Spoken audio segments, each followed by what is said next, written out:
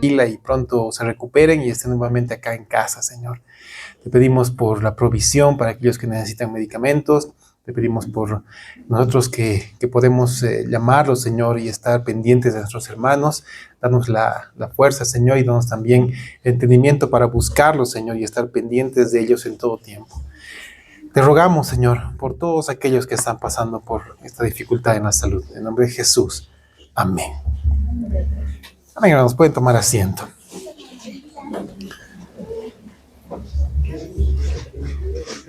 Después de un par de domingos muy emocionantes y una semana llena de actividades hermosas por la Semana Santa, hoy vamos a retomar la carta de Santiago.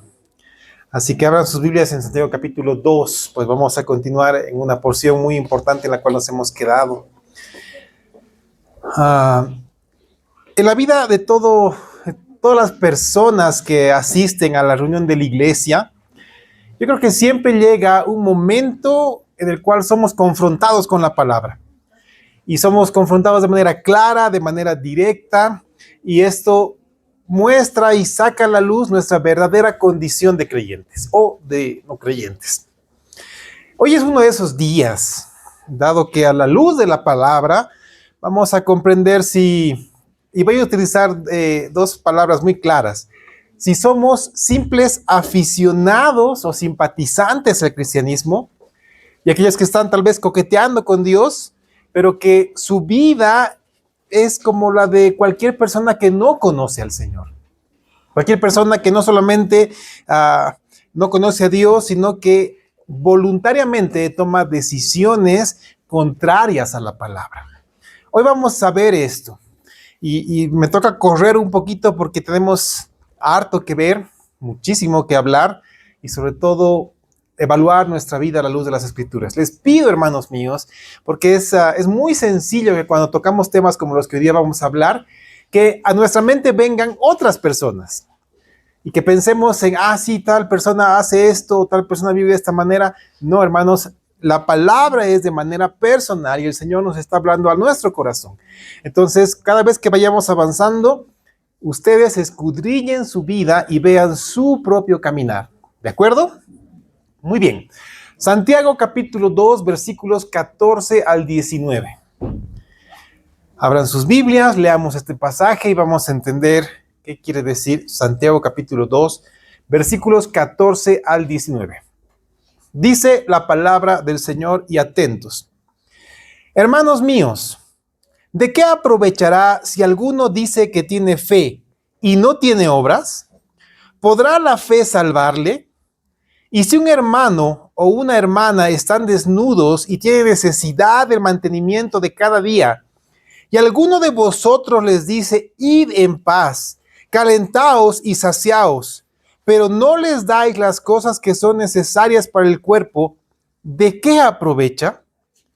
Así también la fe, si no tiene obras, es muerta en sí misma. Pero alguno dirá, tú tienes fe y yo tengo obras. Muéstrame tu fe sin tus obras y yo te mostraré mi fe por mis obras.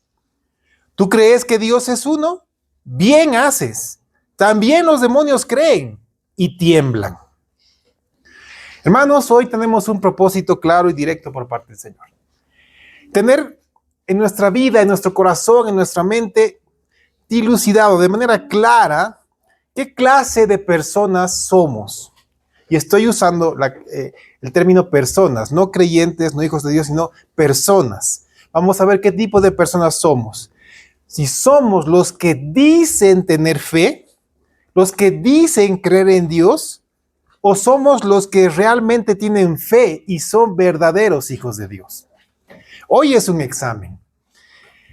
Así que dejemos que el Señor nos hable y nos muestre nuestro corazón. Porque vamos a entender la diferencia entre tener fe y decir que tenemos fe. Hay una abismal diferencia entre estos. Por eso Santiago en este pasaje, versículo 14, arranca y dice, ¿de qué aprovechará si alguno dice que tiene fe y no tiene obras? Es una pregunta muy fuerte.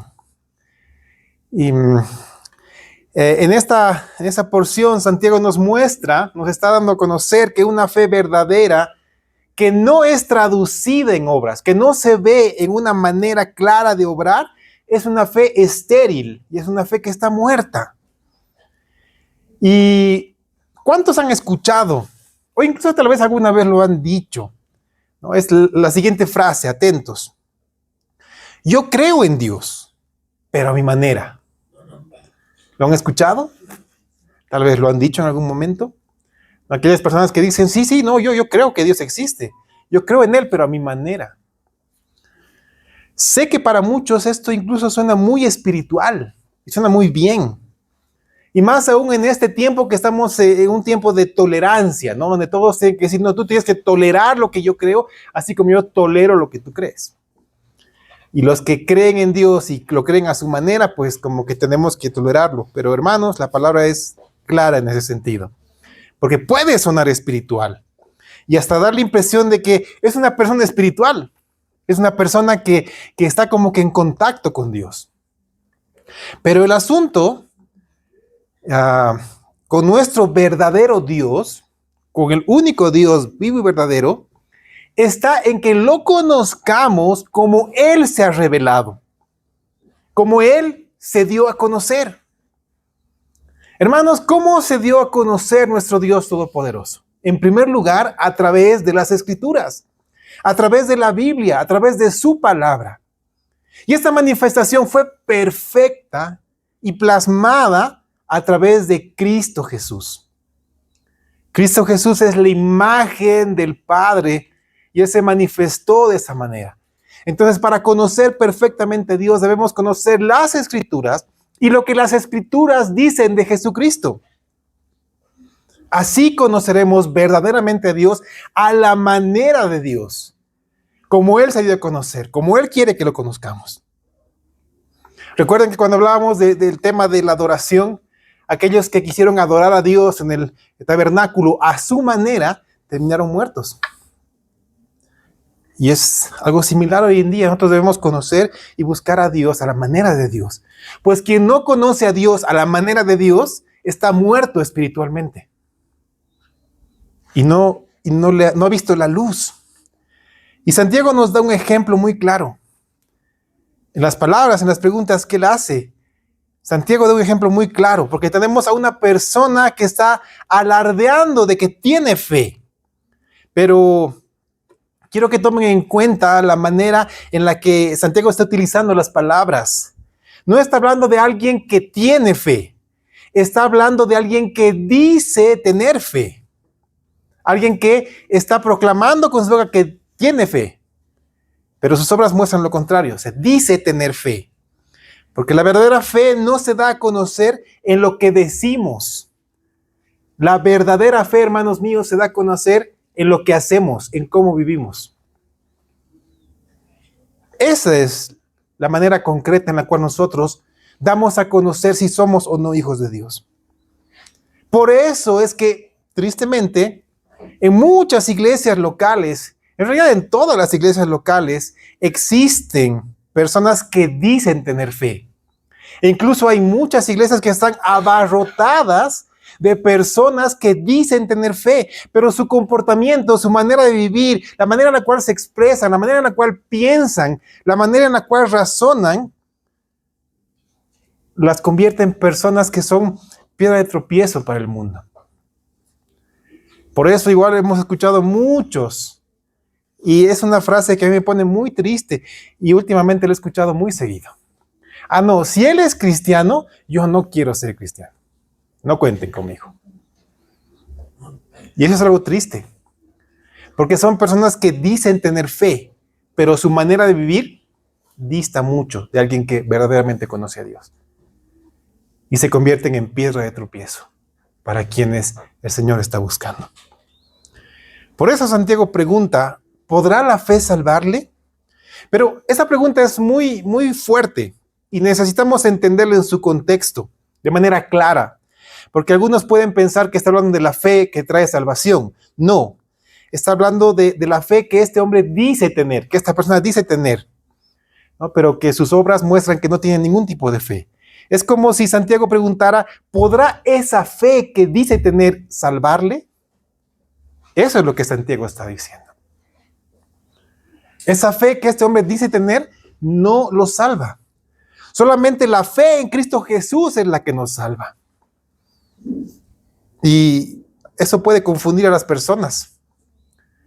Y la confusión está respecto a las obras. Porque también hemos tenido mucho tema, mucha tela que cortar respecto a las obras. Y necesitamos tenerlo claro.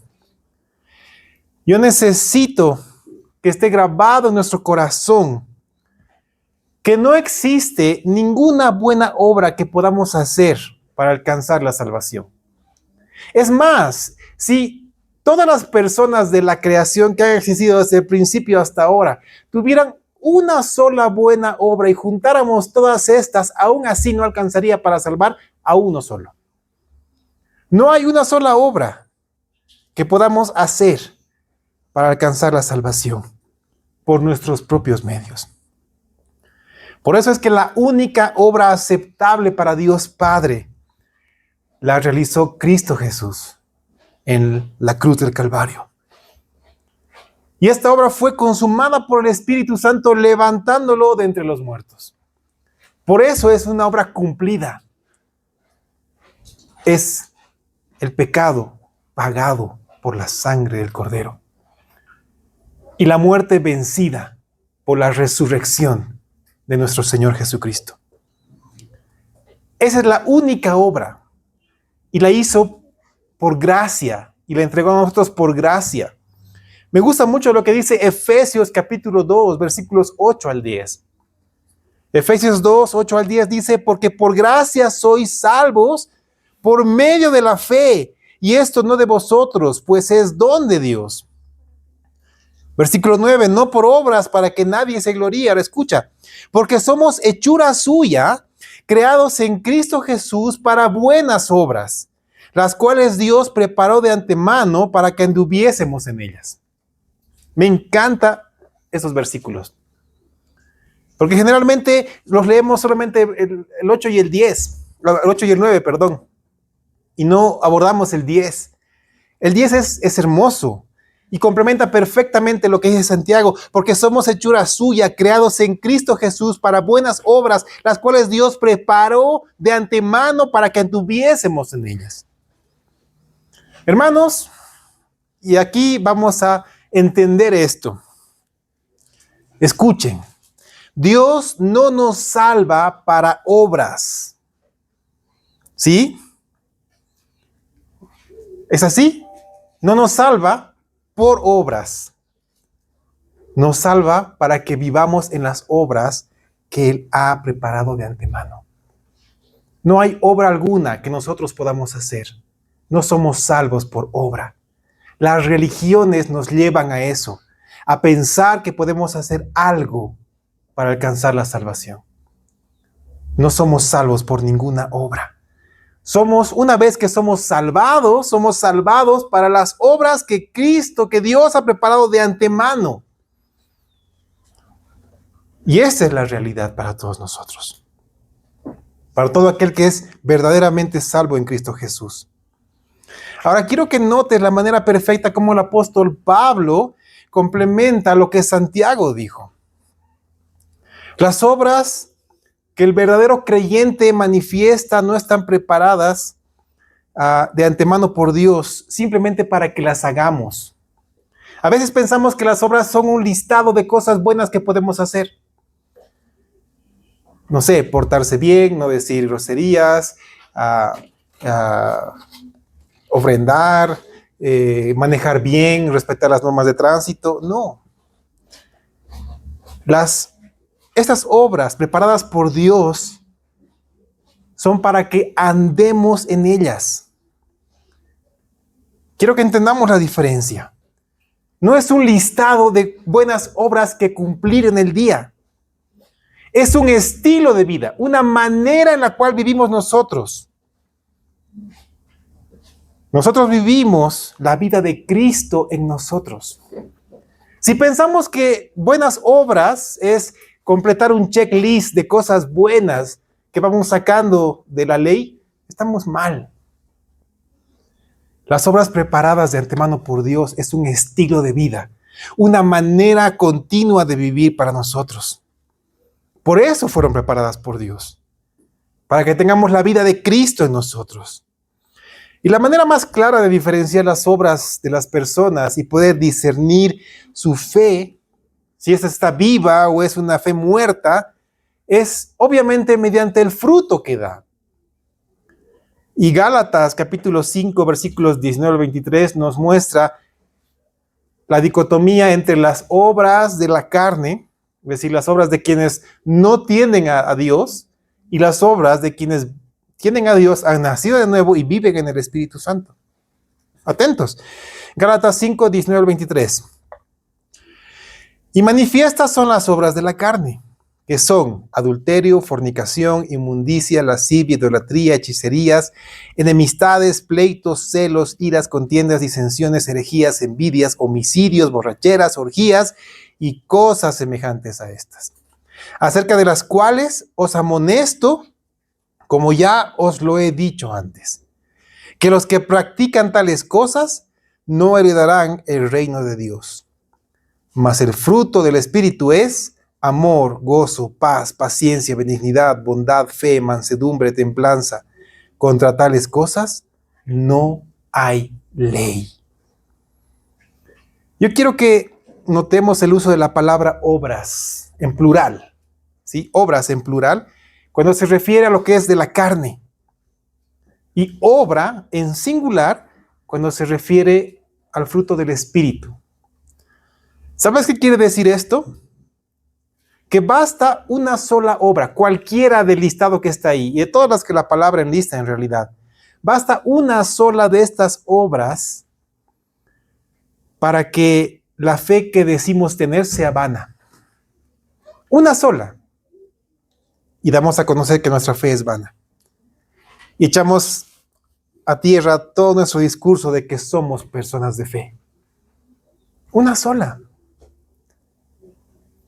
Eso quiere decir que si decimos que somos personas de fe y que nos estamos esforzando en portarnos bien, que desde que despertamos queremos pasarla bien, nos arreglamos bien, salimos a tiempo y pasa algo, en la primera oportunidad que tenemos fallamos y pecamos, quiere decir que nuestra fe es vana, porque no proviene del poder de Dios. Por el contrario, hermanos míos, si somos de Dios, es su Espíritu, el Espíritu Santo de Dios, el que va a producir en nosotros su fruto en singular. Y no es que produce uno solo, a diferencia de los frutos de la carne. Basta que un solo fruto de la carne sea manifestado, listo, hemos pecado. Pero cuando el Espíritu Santo se manifiesta todo el fruto, que son todos esos elementos: amor, gozo, paz, paciencia, benignidad, bondad, fe, mansedumbre, templanza. Pero nota, que quede claro que este fruto no lo produces tú. Este fruto lo produce el Espíritu Santo en ti. Lo produce en la persona de verdadera fe en Dios. No en quienes dicen que tienen fe, sino en los que son salvos por fe. En ellos el Espíritu produce este fruto. Y déjame darte la clave para entender bien esta enseñanza bíblica. Y vamos a usar una similitud muy sencilla. ¿Sí? Voy a tomar una enseñanza de la parte deportiva, ¿ok? Para entender de manera clara esto. ¿Tú sabes cuál es la diferencia entre un deportista profesional? Es decir, uno que se dedica al deporte, que ha ido a las Olimpiadas, que ha ido a un mundial, que ha ido a campeonatos internacionales, etc. O sea, un deportista profesional. ¿En qué se diferencia un deportista profesional de un deportista aficionado? Aquí vamos a entender esto. ¿Sabes cuál es la diferencia? La principal diferencia son los hábitos. Y no me estoy refiriendo a simples costumbres, sino a una manera de vivir. Un deportista profesional, literalmente desde que amanece hasta que anochece, vive para entrenar, el deporte que ama y que practica. Todo el día está entrenando el deporte que ama, en cualquier rama en la que está. Y si es profesional, se dedica a eso. En cambio, un deportista aficionado, pues de vez en cuando se inscribe a un campeonato local, asiste cuando puede, cuando no tiene otro compromiso. Hay días en los que le va bien, hay días en los que le va mal. Si pierde no pasa nada, si gana bien, pero está haciendo deporte. ¿Notas la diferencia? El profesional vive para ese deporte. El aficionado se divierte con ese deporte. Esa es la diferencia. ¿Notas? El profesional vive para el deporte que ama. El aficionado simplemente simpatiza y se divierte con el deporte que dice practicar. ¿Cuántas veces han escuchado el siguiente comentario? Esta persona podría haber sido un excelente deportista profesional, pero hay muchos peros. Tal vez su rutina no era la correcta, tal vez estaba dedicado al alcohol, tal vez su vida estaba en otro rumbo. Déjame llevar esto a la vida dentro de la iglesia local, ¿ok? Tristemente, tenemos muchas personas que son aficionadas a Dios, pero no son salvos por fe.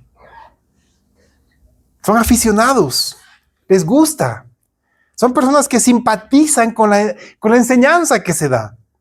Más aún en este tiempo cuando la enseñanza que se da no confronta a las personas, no los confronta con su pecado. En su lugar, pues como que los animan le dicen, no, son unos campeones, ustedes van a poder, adelante, sigan. Van a salir adelante. Dios quiere lo mejor para ustedes, los quiere prosperar y levantar. Y todo eso, pero no hay una confrontación con la palabra. Son personas que les fascina lo que ven. Simpatizan con eso, les gusta. Son personas que apaciguan su conciencia asistiendo esporádicamente a las reuniones de la iglesia. Y más aún a las que, como les dije, no son confrontados, en las cuales se sienten cómodos. Varias veces yo les dije, mi labor acá, hermanos, no es hacerlos sentir cómodos. En realidad es hacerlos sentir incómodos, porque la palabra nos confronta. La palabra nos hace sentir incómodos y nos muestra nuestra vana manera de vivir. Nos muestra que debemos cambiar. Y esto es algo complicado, porque aquellos que simpatizan con Dios son aquellos que no tienen la más mínima intención de dejar su estilo de vida, su modo de vivir, y no lo van a hacer. Porque es un estilo de vida gobernado y dirigido por su carne y por una manera de pensar que no ha sido renovada por Cristo.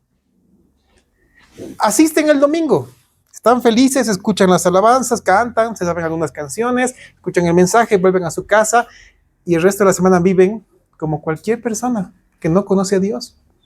Toman sus propias decisiones, sus maquinaciones incluso están fuera de la palabra de Dios.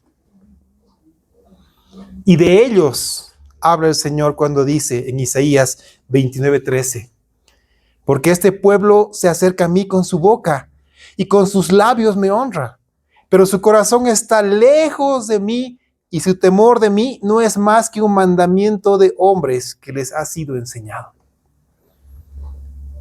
¿Se dan cuenta el grave peligro que las iglesias están pasando con los aficionados a Dios?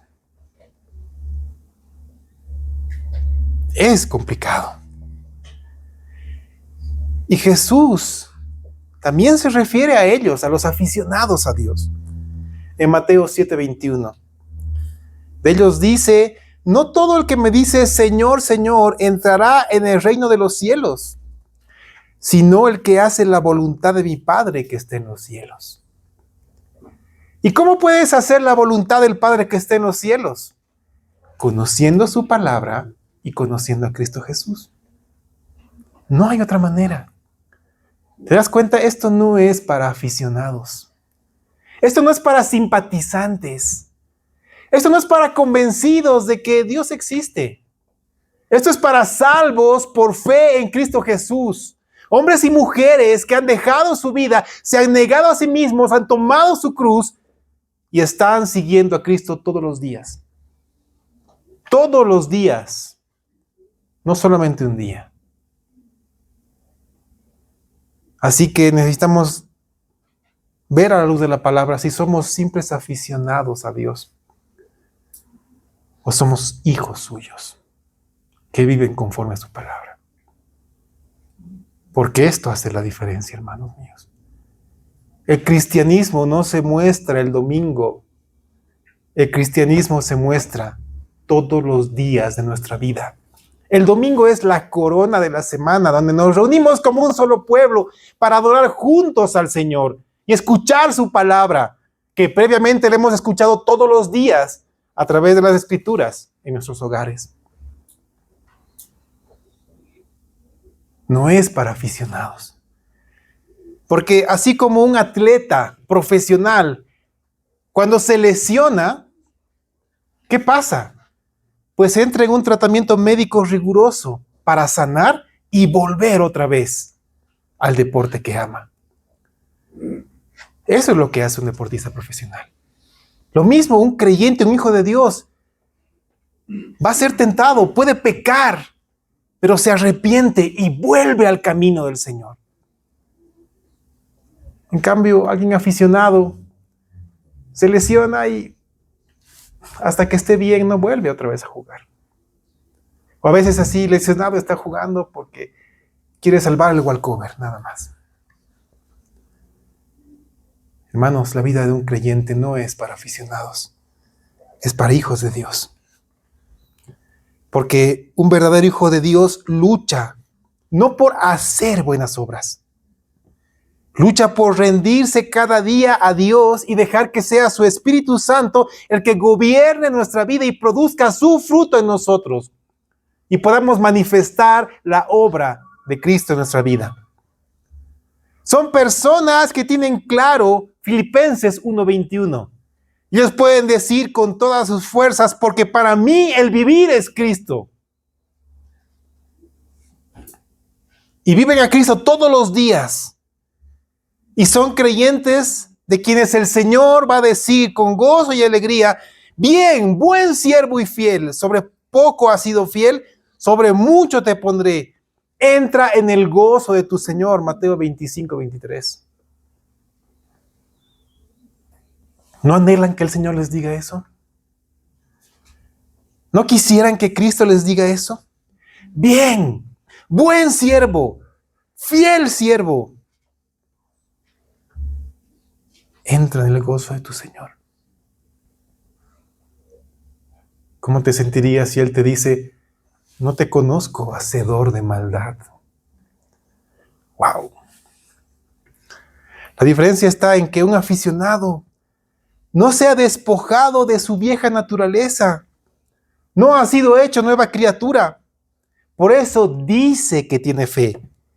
Pero su manera de vivir muestra lo contrario. Un verdadero creyente se ha rendido a Cristo Jesús. Es salvo por fe. Ha puesto su mirada en la cruz. Y ha reconocido su necesidad de ser salvo por la obra de Cristo Jesús. Se ha arrepentido, ha dejado su pecado. Es alguien que con certeza vive y dice lo que está en Gálatas 2:20. Su manera de vivir es así como Gálatas 2:20. Dice: con Cristo estoy juntamente crucificado. Ya no vivo yo, mas vive Cristo en mí.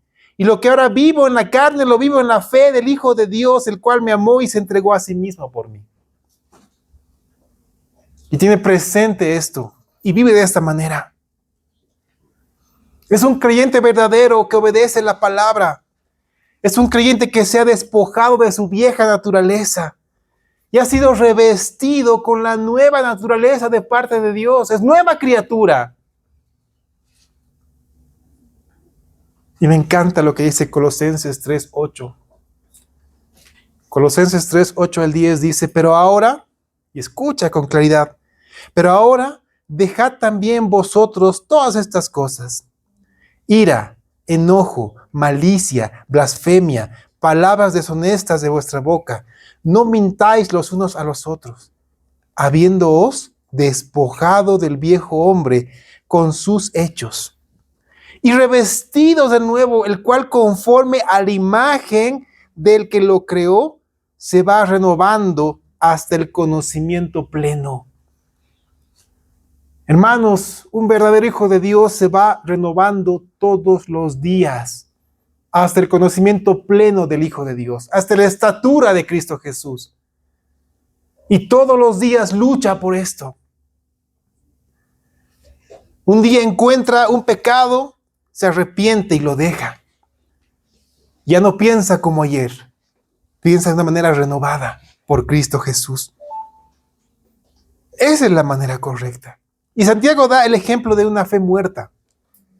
El ejemplo lo dan los versículos 15 y 17 de Santiago 2 que estamos viendo. Y si un hermano o una hermana están desnudos y tienen necesidad del mantenimiento de cada día, y alguno de vosotros les dice, id en paz, calentaos y saciaos, pero no les dais las cosas que son necesarias para el cuerpo, ¿de qué aprovecha? Así también la fe, si no tiene obras, es muerta en sí misma. Hermanos, la fe mental, la fe del que dice que tiene fe, es una fe vacía. Es una fe que se disfraza para aparentar que tiene fe. ¿Y saben qué es lo peligroso de esta fe disfrazada? Es que incluso engaña a la misma persona que dice que la tiene. Y eso es complicado. Porque hay muchas personas que asisten a las iglesias, dicen que tienen fe, pero su manera de vivir es muy contraria a eso. Pero tenemos también el ejemplo de una fe viva, la fe que da vida. Versículo 18 de Santiago dice, pero alguno dirá, tú tienes fe y yo tengo obras. Muéstrame tu fe sin tus obras y yo te mostraré mi fe por mis obras. Este pasaje tiene cierta dificultad en su traducción. Podemos, yo creo, entender de mejor manera cuando vemos un diálogo entre alguien que dice tener fe y alguien que sí ha sido transformado por la fe en Cristo Jesús. Es como que el primero, el que dice tener fe, le pregunta, ¿tú tienes fe? Y el que ha nacido de nuevo le dice, sí, porque está evidenciada por obras. Yo soy salvo, porque Cristo vive en mí. Yo soy salvo, porque me he negado a mí mismo. Y el fruto del Espíritu es a lo que yo persigo, rindiéndome todos los días. Por eso se replica al que dice que tiene fe. Muéstrame tu fe sin tus obras, y yo te mostraré mi fe por mis obras. El que dice tener fe, pero su fe está muerta, en cualquier momento va a ser puesto en evidencia, en cualquier momento. Y va a ser puesto en evidencia por su vana manera de vivir. Va a ser puesto por una reacción, por una palabra, por un mal comportamiento. Va a ser puesto en evidencia. Pero aquel que ha sido transformado por la fe en Cristo Jesús es el que vive rendido al poder del Espíritu Santo. Por eso, según los Corintios 3:18 nos dice, por tanto, nosotros todos, mirando a cara descubierta como en un espejo la gloria del Señor, somos transformados de gloria en la misma imagen, como por el Espíritu del Señor. Todos los días debemos ser transformados por el poder de nuestro Dios Todopoderoso. Y saben, Santiago no solamente habla de fe, manifiesta obras que dan testimonio de la realidad de su fe viva. Yo creo que es tiempo de que nosotros nos preguntemos, ¿somos simples aficionados a Dios? ¿O somos hijos suyos que todos los días buscan ser transformados por el poder del Espíritu Santo y manifestar el fruto de su Espíritu? Porque si somos simples aficionados, corremos un serio peligro. El de decir, pensar que tenemos fe. Pero esa fe que decimos tener no nos va a salvar. Solamente nos salva la fe verdadera que proviene del Altísimo. La que te transforma, la que te confronta con tu pecado, la que te lleva a las Escrituras todos los días, la que te muestra la obra de Cristo en ti. Y Santiago cierra esta parte de una manera muy fuerte, porque el decir que tenemos fe no es suficiente, hermanos míos. El versículo 19 es muy fuerte, dice, ¿tú crees que Dios es uno? Bien haces. También los demonios creen y tiemblan.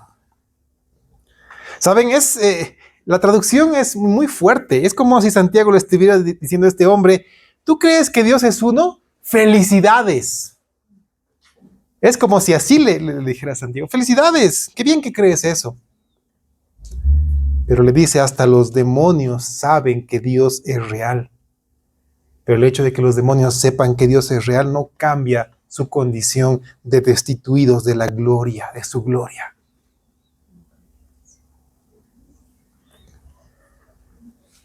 Hermanos, si por algún motivo somos simples aficionados al cristianismo, arrepiéntete en el nombre del Señor. Rinde tu vida de una vez al único Dios vivo y verdadero. Y ten presente lo que Isaías nos dice a través del capítulo 55, versículo 7. Isaías 55, 7 dice, deje el impío su camino, y el hombre inicuo sus pensamientos, y vuélvase a Jehová, el cual tendrá de él misericordia, y al Dios nuestro, el cual será amplio en perdonar. Dejemos de ser simples aficionados a Dios, a su palabra, y dejemos que el hecho de ser hijos de Dios nos transforme todos los días. Y qué mejor este momento en el cual vamos a compartir como un solo pueblo la cena del Señor. Porque el mandato fue claro, hacer esto en memoria de mí. Si hacemos esto en memoria de Cristo es porque lo conocemos. Es porque sabemos quién es Cristo para nosotros. Es porque conocemos lo que las Escrituras han revelado de Él. Y su vida está en nosotros. Quiero pedirles que se pongan de pie.